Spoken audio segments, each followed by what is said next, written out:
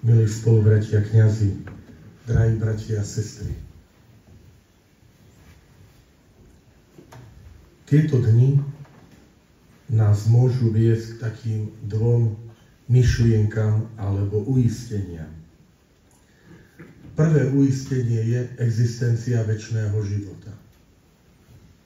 Keď sa pozrieme do Svätého písma, pre nás kresťanov je to Božie slovo, tak tam na viacerých miestach je uistenie, že smrťou život nekončí, že má svoje pokračovanie.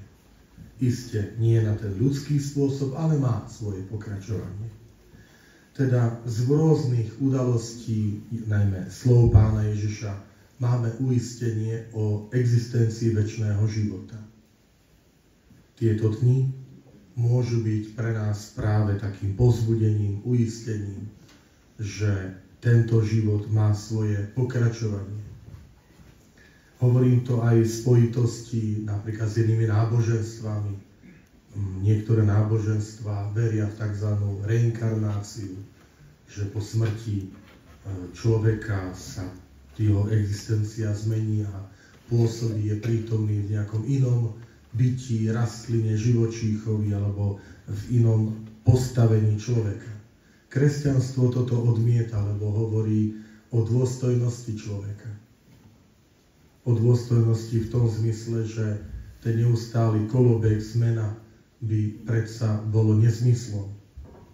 Že ani by nebola nejaká zodpovednosť za vlastný život, nebolo by nejaká odmena za ten život podľa Božej vôle, ak by stále to malo byť len na tej nejakej ľudskej rovine, že raz som v nižšom alebo vyššom postavení.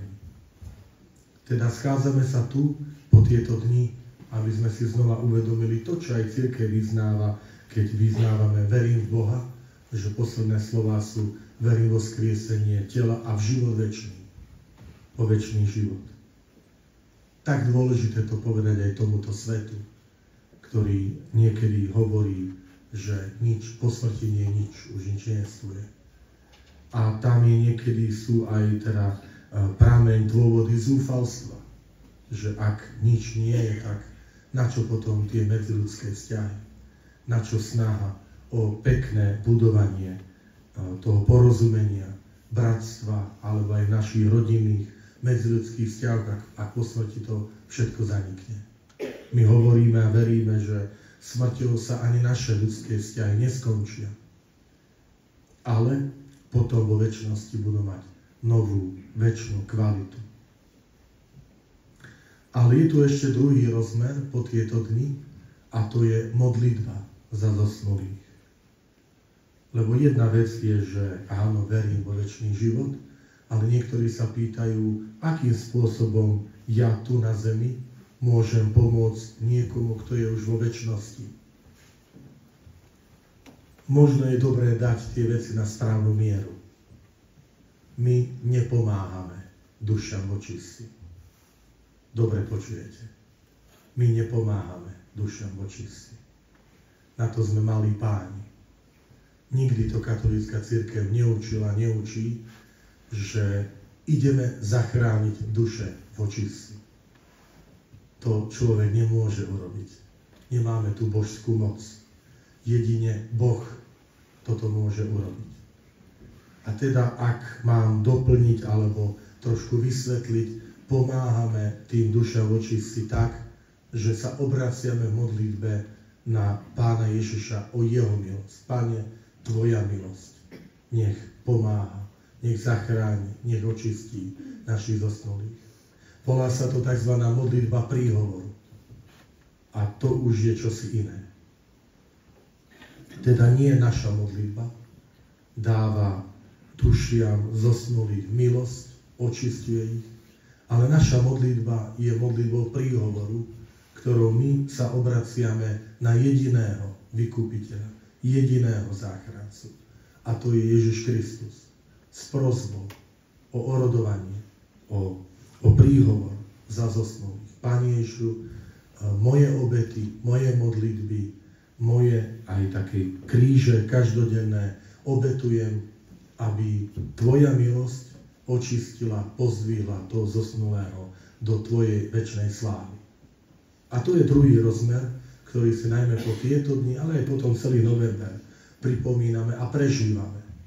Že áno, naše modlitby sa obracajú k Ježišovi Kristovi, ktorého prosíme formou príhovoru, aby on svojou milosťou, podľa svojej dobrotivosti a milosrdenstva udelil milosť očistenia, spásy zosnulým veriacim. Robíme to z toho dôvodu, že Ježiš Kristus je hlavou tela, ktorým je cirkev. A smrťou my neprestávame byť členmi cirkvi, toho tajomného tela. Len stávame sa súčasťou, teda už nie tej putujúcej cirkvi tu na zemi, ale buď oslávenej alebo trpiacej cirkvi. A obraciame sa na Ježiša, ktorý je hlavou, aby on očistil, on nám udelil tú milosť. Takže aj tento dnešný deň, ale aj nasledujúce dni, nech je to pre nás takým uistením. Smrťou život nekončí, iba sa mení, ako to hovoríme v liturgii. Náš život má zmysel. Náš život sme tu pútnici, to znamená má cieľ. Nie je to nejaké len blúdenie po tomto svete. Čiže to je viera vo večný život.